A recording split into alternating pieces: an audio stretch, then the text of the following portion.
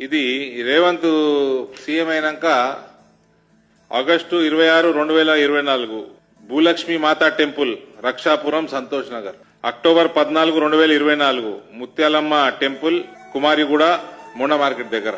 November 5, 2024 Hanuman temple Navagraha shrine airport colony Shamshabad. November 9, 2024 Somayya Chodamma and Pochamma temples Jukkal village Shamshabad mandal.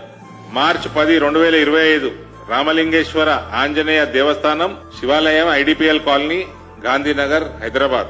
October 16, 2025 Ramalayam Hanuman temple Rampally Keesara Medchal Malkajgiri district. జనవరి 6, 7 ఈ 2 రోజులు Shri Venkateswara Swamy temple Sardar Nagar KPHB colony.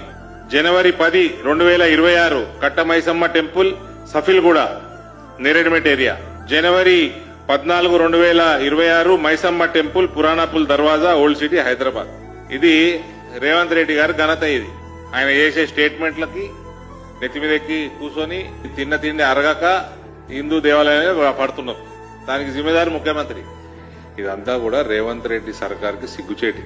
నువ్వు Congress is Muslim, Muslim in Congress అని ఈ పనికి మాలిన స్టేట్మెంట్లు చేస్తా ఉంటే నెత్తికెక్కి కూర్చుంటారు. నెత్తికెక్కి కూర్చొని తిన్నది అరగక ఇవన్నీ కార్యక్రమాలు చేస్తా ఉంటారు కొందరు.